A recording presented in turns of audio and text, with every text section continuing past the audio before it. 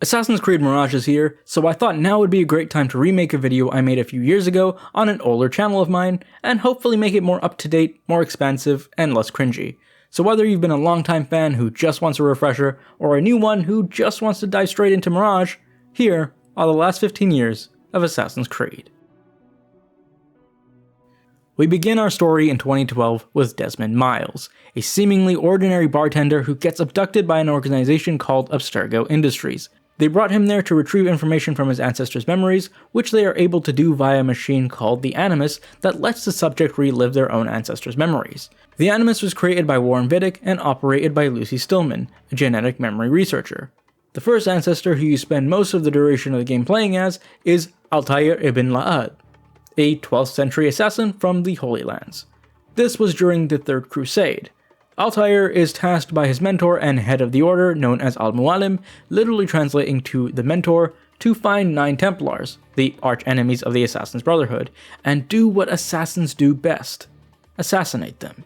This was his way of retribution after recklessly going after the Templar leader, Robert de Sable, at the beginning of the game, who took the pieces of Eden. This not only broke all of the Creed's tenets, but also at the cost of losing one of their brethren. And the brother of the fallen assassin Malik was severely injured and had to be amputated. After slicing his way through 8 of them, Altair finally goes head to head with de Sable, who before his death tells him that his plan was for the Muslims and the Christians to unite against the assassins themselves. He also reveals that Al-Mualim was actually a Templar himself all along. Shocked by this, Altair returns to Masyaf to confront Al-Mualim, who has all the assassins under his control with the use of the Apple of Eden. Once Altair kills Al-Mualim, he sees a holographic projection of the apple of the map of the world and the locations of all the other pieces. Back in the modern day, Desmond also discovers that Abstergo are the very same enemies he's been fighting against, the Templars. That means that Warren Vidic was one too. Go figures. Through the Animus' bleeding effect, Desmond was granted the sight of eagle vision that all the other assassins have too. He also learns that he isn't the first test subject, nor is he the last. His predecessor, Subject 16, left seemingly cryptic messages on the walls about December 21st, 2012, the end of the world. Or, so it would seem. With the Templars now ready to kill Desmond, Lucy helps him escape their grasp. See, by the end of the first game, she showed Desmond her severed finger, which implies she is really a member of the Assassin Order too. She then escorted him to a secret hideout where he meets John Hastings and Rebecca Crane. This time, going into the Animus 2.0, Desmond travels to 15th century Italy. This time, we assume control of Ezio Auditore da Firenze, who we will actually spend the next couple of games with. Ezio starts out as a young, immature, and irresponsible hothead who seems to get himself into trouble maybe a little too often. Your sister seemed quite satisfied with the handling I gave her earlier. His father instructs him to deliver a message to a close friend of theirs, Uberto Alberti. The contents of what is in that letter is unknown to Ezio, but he delivers it as promised anyway. He was then also instructed one last thing from his father: return home and find a secret room. In there he opens a chest to discover his father's old assassin robes, which he then dons. Ezio then witnesses the public hanging of his father and both his brothers. Although that message was handed in confidence to Alberti, they were still executed. As it turns out, Alberti is a traitor who had them falsely accused of treason. Angered and unable to save them, Ezio sets out for revenge. Upon leaving his home alongside his mother and his sister Claudia, they stumble across Uncle Mario. It's me, Mario! Who shelters them in a villa in the countryside, where Ezio is trained by his uncle and learns the ways of the assassins. He also learns that there are several conspirators linked to the deaths of his father and brothers who are in cahoots with the Borgia family. Throughout his journey, he finds and assassinates all of them one by one, while also enlisting the help of Mario and some new allies like Niccolo Machiavelli and Leonardo da Vinci, who built him a new set of hidden blades. These ones are vastly improved as severing your finger is no longer required. Years go by, and Ezio has now officially become a member of the Order, and is the prophet who will lead them to the Vault. The Vault is a hidden, well, vault that they believe houses more information about the pieces of Eden, which is what Rodrigo Borgia, the head of the Borgias and Grand Master of the Templar Order, has been after this whole time in hopes it'll lead him to conquering Italy. Much like the first game, you are able to exit the Animus every so often, but is occasionally scripted and part of the game's story. Desmond leaves the Animus and discovers he also now shares the same assassin abilities as his ancestors. But the bleeding effect I mentioned earlier is really starting to take a toll on Desmond's body, and he begins hallucinating. He is briefly taken back to a memory of Altair, who climbs to a tower to meet and make love to ex-Templar Maria Thorpe, who in the first game disguised herself as Disable at some point. What sorcery is this? Upon returning to the Animus and restoring the corrupted memories, Ezio eventually gets his hands on the Apple of Eden, while Rodrigo gets elected as Pope Alexander VI. Ezio then makes his way to the Vatican to stop Rodrigo once and for all, but that plan halts itself when Rodrigo uses the Staff of Eden against him. They begin to fight a couple of times, with Ezio eventually gaining the upper hand, but Ezio decides to spare Rodrigo. Ezio enters the vault and finds a holographic projection of an Isu named Minerva, an ancient race pre-humanity who had faced near extinction. But before their untimely demise, they created a race called humans. She explains to Desmond himself that this great catastrophe is set to happen again. Both Ezio and Desmond are shocked and confused. Ezio has no idea who Desmond is and gets no answers. Who is Desmond? Meanwhile, Desmond is pulled away to escape Abstergo's grasp yet again. We pick up Ezio's story right where we left him, and he and Mario fight through and leave the Vatican and return home to the villa. But nothing remains peaceful for long as Rodrigo's son Cesare lays siege on Monterigoni. But now with Mario slain at the hands of Cesare, Ezio greatly injured, and the town now left in ruins, Cesare leaves with the apple. Meanwhile, in the present day, Desmond, Lucy, Rebecca, and Sean get set up in Mario's old villa in Monterigoni. Kinda meta, isn't it? Ezio wakes up and finds himself in Rome, where he spends majority of the game, as the name implies, building the Brotherhood. He made allies in the thieves, the mercenaries, and the courtesans. He also recruited several citizens over that time to join their creed. The liberation of Roma has begun. While searching for new recruits and having them trained, Ezio spent a lot of time trying to dismantle the Borgia's forces by killing their captains, destroying their towers, and much of their arsenal. Once all that was taken care of, Ezio initiated Claudia, his sister, into the Brotherhood. He also became the Order's leader, their mentor. Oh, and speaking of sisters, Cesare had one too, and they were a little too comfortable around each other. Like, Game of Thrones level. Anyway, the Assassin's Guild went to infiltrate their enemies and put a stop to this, only to find that Cesare had murdered his own father. Cesare fled to Vienna after a battle against the Assassins. Ezio eventually tracked him there and killed him. Following his death, Ezio placed the apple in a vault in the Colosseum, where Desmond and his team went to retrieve it. As Desmond was finally able to grab hold of the apple, time slowed down and was forced by another Isu named Juno to assassinate Lucy, who also turned out to be a Templar who defected from the Assassins, and has been working as a double agent ever since. Both of them then fell to the ground, one now fallen into a coma, and the other dead. Desmond awakens in the Black Room, an island safe inside the Animus. There, he meets the long-awaited Subject 16, who had been leaving those cryptic messages in the first game. He tells them that in order to escape, he needs to head through one of those portals in order to complete some memories. This time, Ezio is much older and is on a journey to Masyaf in search of a library that contains secret information, but was temporarily sidetracked by some Templars. Upon making it to the library, he discovered that the only way to open it was finding some keys. This is what led him on a journey to Constantinople. Once there, he helped Yusuf Tazim re-establish assassin dens and was given a hook blade that aided with climbing. When he arrives in what seems to be the location of one of the keys, he meets a woman named Sofia Sartor, who he later on marries and has a daughter with. Yusuf and Ezio then later on successfully stop an assassination attempt on the Sultan, Suleiman I. Throughout the game, Ezio would continue to search for the keys, and each key revealed something about our old friend, Altair. You see, not only was Desmond reliving his ancestors' memories, Ezio now was too. Might call it an animusception. First we see 24-year-old Altair, who foiled the plans of a traitor named Haras. He attacked Masyaf and attempted to kill Al-Mualim, which is ironic because Altair saves him, and then later on kills him, as we know. It then forwards to when Altair is preparing the pyre for Al-Mualim. This upsets his old friend Abbas Sufyan, as burning a body is against their code. But Altair wanted to ensure that he wouldn't return. Abbas then turned against Altair as he believed Altair was a mentor-murdering lying traitor. He gained the apple in his possession and he tried to rebel, but ended up failing.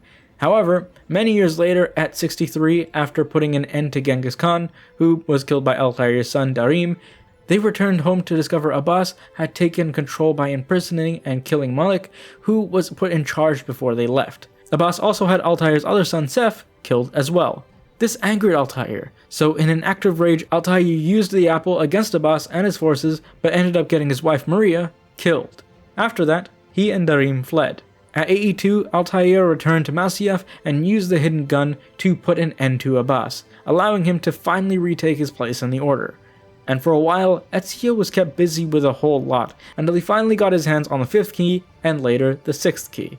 Altair, now 92, headed to Constantinople to expand the Order there, but after dealing out codex pages that Ezio eventually collected in Assassin's Creed 2 and creating keys, Altair locked himself into the library along with the Apple of Eden. Once Ezio finally made it inside, the apple called out to Desmond like it once did.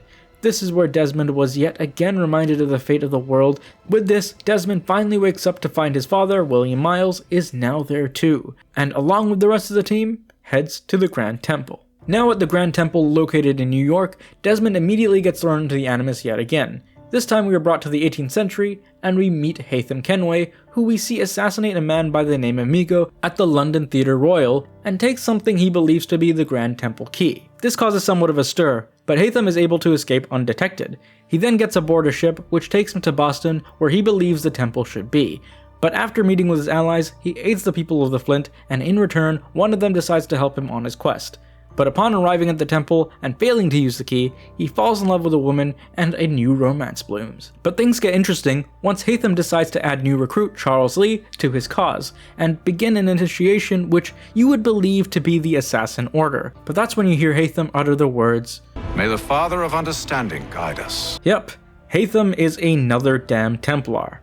This news surprises Desmond and leads him to needing a momentary break from the Animus to clear his head. But once Desmond jumped back in, he didn't return as Haytham, but rather Haytham's son. But like the old man we meet later, we're just gonna call him Connor. We find Connor as a little boy playing hide and seek with his friends until he comes across Charles Lee, who knocks Connor out and along with his fellow Templars, burns Connor's village to the ground. Connor rushes home to find his mother trapped, but he fails to save her. Juno tells Connor that his village must continue to guard the temple. However, he must set off and train under the assassin Achilles Davenport, the old man I just mentioned. Once trained and officially a member of the Brotherhood, Connor's goal is now to cross off the names on his Templar list one by one. After taking the names of John Pitcairn and Thomas Hickey, Connor forms a temporary alliance with his father to take down another one of the Templars on that list, Benjamin Church, as he betrayed the Templars as well. Though once he was dealt with, Connor was no longer affiliated with his father, or Washington, after learning the British were going to axe all the indigenous tribes. Later, Connor tries going after Charles Lee, but is then caught in a fight with Haytham and ultimately ends up killing him. Connor continues to track down Lee, and after a long and drawn out fight with him, Lee limps his way into a bar and has one last drink before Connor finally gets his revenge, retrieving the key. In between all these events, of course, Desmond hops in and out of the Animus, but then entering one last time, Connor then returns home to find that everyone has relocated presumably for their safety. He is then confronted by Juno, who tells him to hide the key, so he places it on the grave of Achilles' son, where Desmond is finally able to retrieve it too. Now finally with the key, he is granted access to the Eye, to which then the Isu appear, and Minerva reveals that Juno was planning to dominate the world and is still quite bitter about her husband's death. So activating it will only free her and kill Desmond. The alternative she suggests is letting the world restart once again, but Desmond ultimately decides to leave his trust in humanity and sets Juno free, sacrificing himself. With Desmond gone, you are now Abstergo Entertainment's new lab rat. Abstergo now has several ongoing projects in their entertainment industry and uses the Animus for research purposes, but of course their real goal remains the same. Using Desmond's DNA via his remains, they are able to send you, the analyst, into the life of Edward Kenway, Haytham's father. Edward craved a richer life than just tending to his farm, but his wife Caroline left him as she didn't believe in his wild fantasies. That's when he set out in search of a pirate life. After getting shipwrecked and stranded, he kills and steals the attire of a Brotherhood trader, which led him to claiming some promised rewards, or at least attempting to. Meeting with some Templars in Havana, Edward learns of a place called the Observatory that allows you to find anyone on the planet with a vial of blood. So basically like Cerero from X-Men, minus the blood. But in order to access the observatory, they require a sage who briefly escaped until Edward decided to free him, thinking he'd receive an even larger reward than he was promised.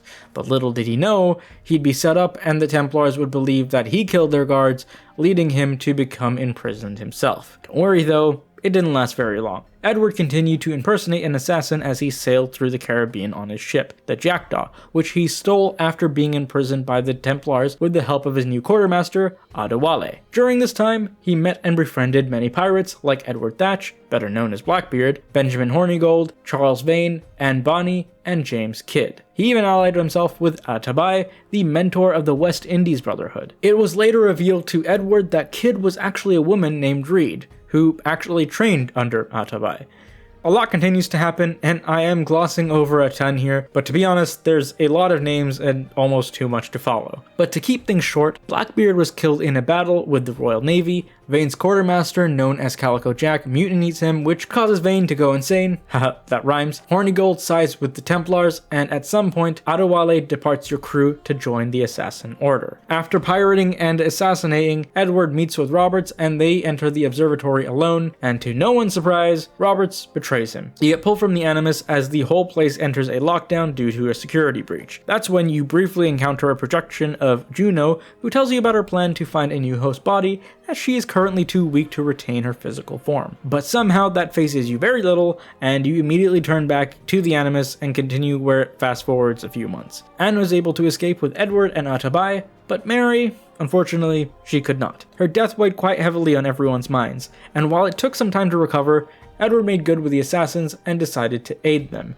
going after the likes of Governor Torres and the Sage, Roberts. Edward and the assassins decide it's best to keep the observatory sealed and leave. You are then greeted with a rude awakening as the Sage, who turns out to be a reincarnation of Aita, Juno's scientist husband. He tries to poison you in order to use your corpse as their new host. Luckily, Abstergo steps in and shoots him dead. After a brief conversation with them in the office, we wrap up Edward's story with him learning of and uniting with his daughter from his now deceased wife, Caroline. It is in the post-credit scene where we see him, his daughter, and now a son from his new marriage we all know as Haytham Kenway. Serving as a story or a memory file that bridges the gap between the events of Assassin's Creed 3 and Black Flag, we dive into a story following an assassin turned another damn Templar named Shay Patrick Cormac. Except this one's actually cool. I make my own luck. Helmed by a younger Achilles Davenport, the Assassin Order is more or less thriving. I say more or less because an older Adewale arrives with information with Templars stealing artifacts that point to the location of more pieces of Eden. Seeing the potential in Shay,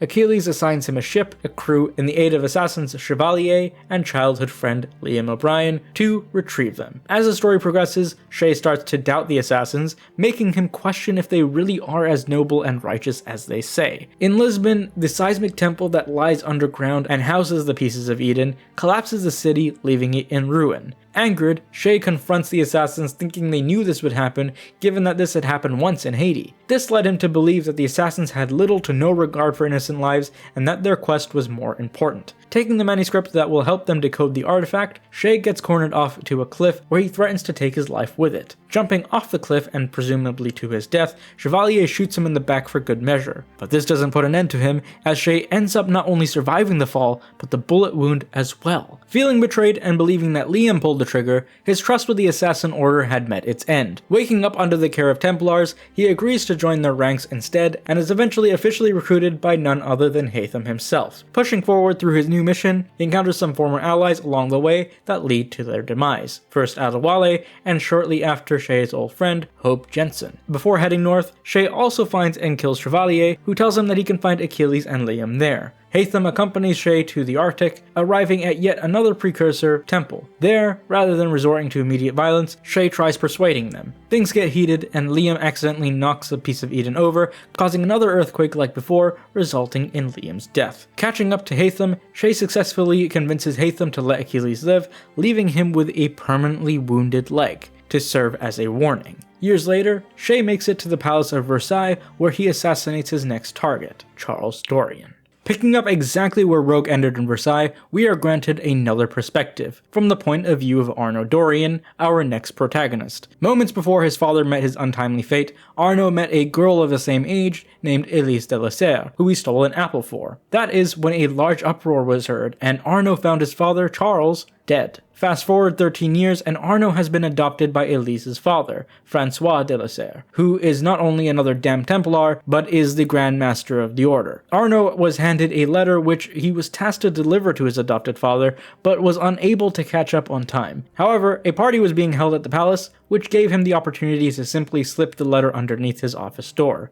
After doing this, he met with Elise, who he's now grown up with, which kinda makes this super weird, but the two share a moment of romance that quickly gets interrupted when a guard shows up and forces him to promptly leave. Upon leaving, he sees Francois' body drop to the ground, which inevitably frames him for murder. So just as quickly as he left, he also finds himself in shackles within the Bastille's walls. In his cell, he meets a man named Pierre Bellic, who became Arno's mentor after discovering Arno's ability to use eagle vision and realizing his relation to Arno's father, who obviously was once an assassin as well. A couple of months later, amidst the chaos of the revolutionaries storming the Bastille, the two managed to make their escape from their imprisonment. The first thing on Arno's mind was to get back to Elise, where she not only reveals that she thinks Arno is the killer because of the contents of the letter, which was meant to warn her father of the traitor within the Templar Order, but also, yep, you guessed it, she's another damn Templar. Honestly, Ubisoft, you gotta stop with these surprise Templars. Anyway, not too long after, Arno officially joins the Brotherhood, and to rush through the details, Arno slices his way through a few Templars like in true Assassin's Creed fashion,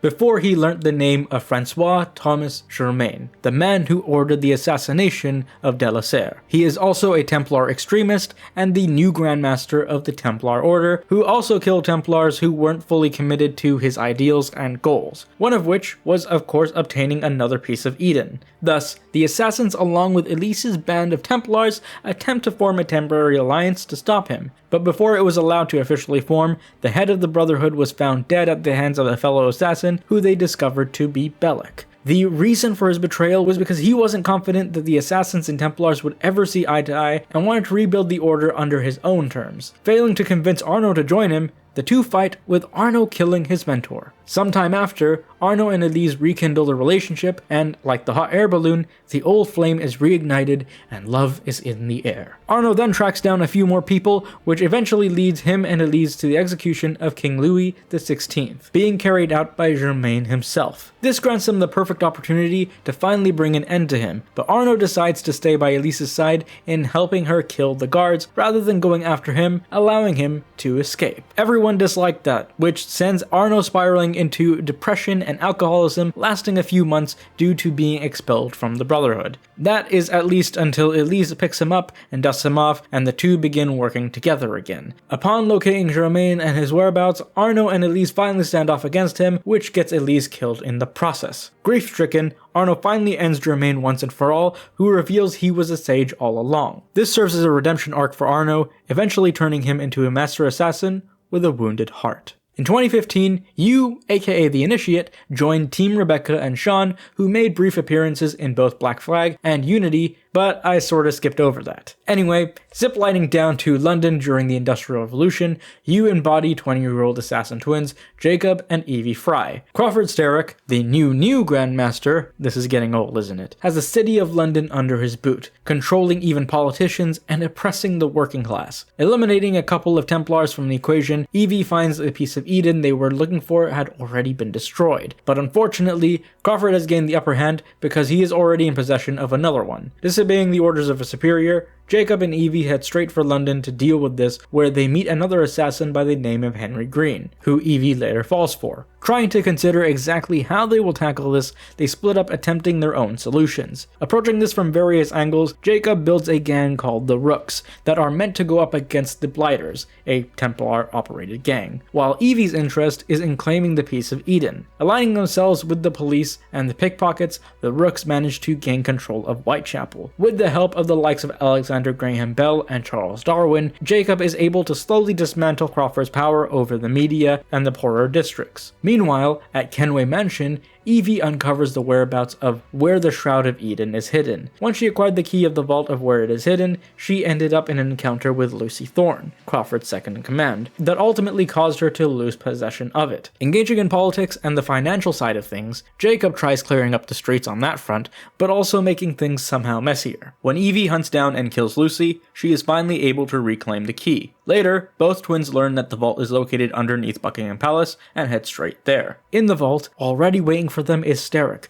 who is not going to make things easy. It took the strength of both the twins together, along with Greenie, to eradicate Crawford's control by finally killing him. Restoring order to London, Queen Victoria knights the Fry twins, who previously saved her life. Back in present day, Team Rebecca and Sean are able to locate the Shroud, but are met with a struggle with some Abstergo agents who unfortunately escape with it. We learn one of the agents is working against Abstergo and intends to use the Shroud to recreate one of the precursors as ordered by Juno. No longer playing as some unnamed modern day protagonist, Layla Hassan, another researcher, is assigned to find an artifact with the assistance of her colleague and friend, Deanna Geary, both of which work under Abstergo. Instead of moving forward in time, we cycle back to the origins of the Creed in ancient Egypt, following the lives of Bayek of Siwa and his wife, Aya of Alexandria. And yeah, I know, it sounds a little ironic considering the past events of the next game predate even this. Bayek, a magi, the equivalent of a cop, gets abducted alongside his son Khemu. The five masked men who kidnapped them order Bayek to use an Apple of Eden to open a vault within the Temple of Amun. Instead, Bayek and his son try to make a run for it, but in a struggle with one of the masked men, he accidentally kills his own son. A year later, after entering a self-inflicted exile, his thoughts are filled with nothing but revenge and regret. Thus, he decides to seek them out. Killing the Heron and the Ibis, Bayek makes his way to Alexandria, where he meets up with Aya, who had been on the tail of the other three. She had already managed to take out the Vulture and the Ram, but with the aid of Cleopatra and Apollodorus, is now on the lookout for the last one, the Snake. Once they are able to successfully unveil his identity, Aya gifts Bayek with a hidden blade. At the bathhouse where the snake is apparently hidden, weird, don't snakes usually hang out in bushes? Bayek is able to finally cross his name off the list, but not without losing his ring finger in the process. Meeting with Cleopatra, she reveals that there are actually more than 5 of these masked men, known as the Order of the Ancients, who, of course like every form of Templar, seek control. The other masked members left are the Scarab, the Hyena, the Lizard, and the Crocodile. She also tells him that the Snake is another term that refers to the Order and isn't one of those men. That man was actually called the Hippo. Yeah, now that makes more sense. Bayek then gets reinstated as a Magi, but this time under Cleopatra, and now it's time to get to work. Aya's job, however, is to ally Pompey the Great with Cleopatra. The Animus session gets interrupted, as per usual, by Abstergo who think Layla and her friend have gone rogue, which leads to Layla having to stop them out of defense, and Abstergo abducting Deanna. Enraged, Layla then returns to the Animus with every intent to finish what she started. Bayek has already killed the remaining members, or so he thought. Aya sends him a letter revealing that there are actually 2 more within the Order. This just gets better, doesn't it? The Scorpion and the Jackal are the 2 they figure are responsible for their son's death. Eventually killing them both as well, it doesn't end here either. Turns out, with Bayek eliminating the threats and Aya spending time creating allies to join Cleopatra, including Julius Caesar, it allowed for Cleopatra's power to grow, to which she and Caesar then decide to create an allyship with the Order instead, making enemies out of Bayek and Aya. Bayek rallies allies of his own he made along this journey to form a brotherhood. Soon after, in the tomb of Alexander the Great, they learn of one final threat and head of the Order, the Lion. And even with the apple and the staff in hand, Bayek is finally able to avenge Khemu, cutting the proverbial head off the snake. But even with this win, the inner turmoil they have been carrying all along made Bayek and Aya go their separate ways. Bayek drops Khemu's eagle charm in the sand, leaving an imprint, marking the birth of the Assassin's Brotherhood, or as they then called themselves, the Hidden Ones. Layla awakens, meeting William Miles, who presents her the opportunity to join the Assassins. Rewinding even further back in time to ancient Greece, we follow the story of Cassandra, or her brother Alexios, but for the sake of the canon, we'll stick to Cassandra. As a young girl, Cassandra is gifted a spear by her mother that was once wielded by her grandfather, Leonidas. Due to a prophecy that foretells Sparta's fall, her baby brother must be sacrificed. In a desperate attempt to save Alexios, she accidentally pushes him off the cliff anyway. This leads to the others to believe that she's a traitor, and thus her father regretfully pushes her off too, but somehow survives this. I don't know. Are assassins just immune to fall damage?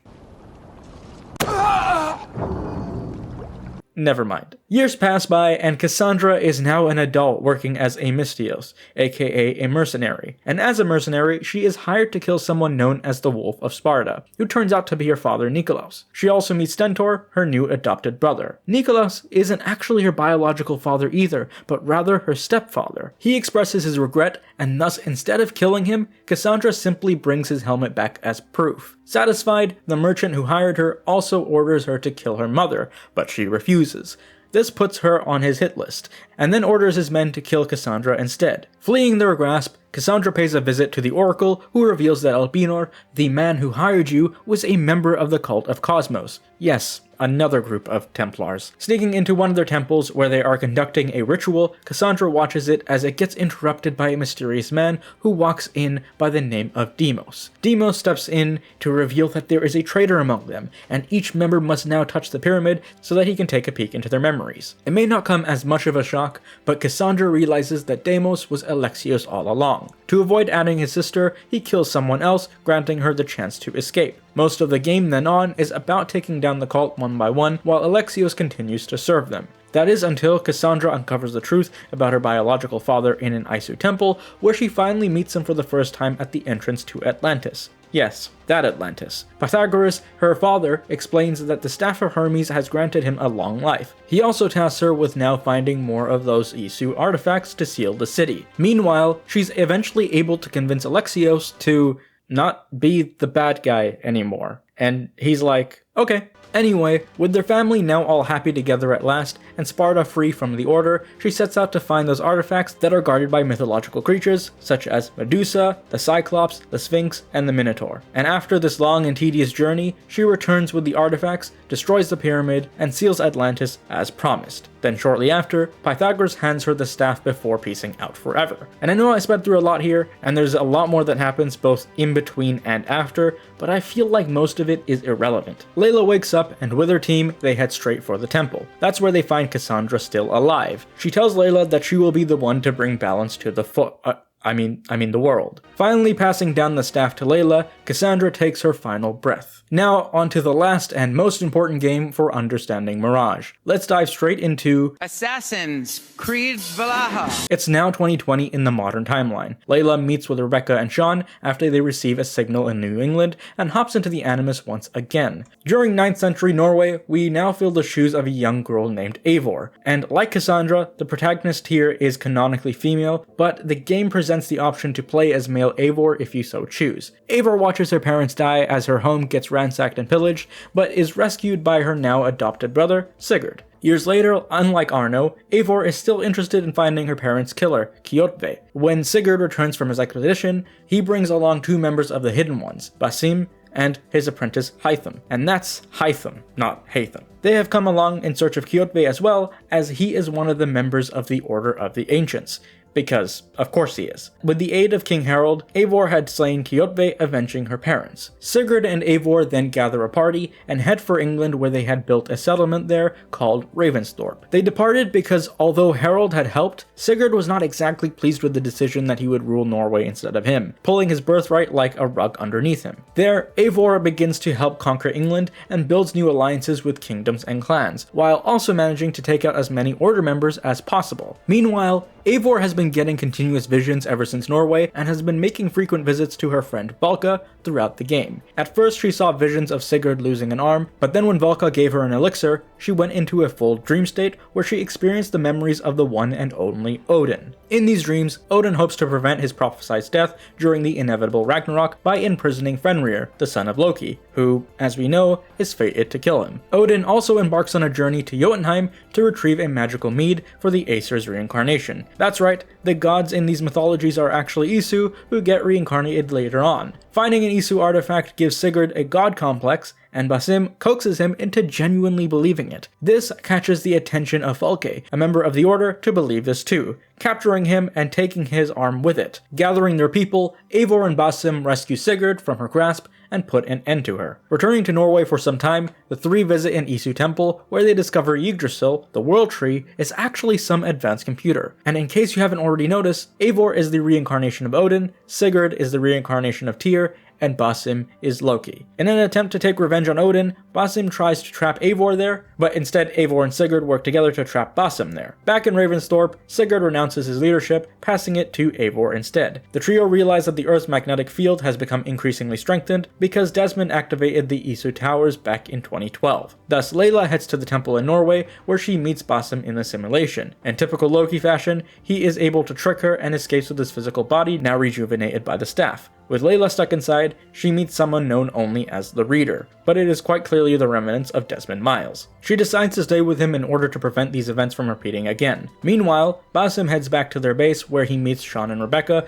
but they leave to collect William. This grants Basim the opportunity to hop into the Animus and begin his search for his children. And that brings us to Assassin's Creed Mirage. Boy, this was a long video. I seriously underestimated how long this would be, but here we are. I'm planning on doing a review for Mirage once that releases, so be on the lookout for that, and consider subscribing so you don't miss it. Anyway, thanks for watching, and I'll see you soon.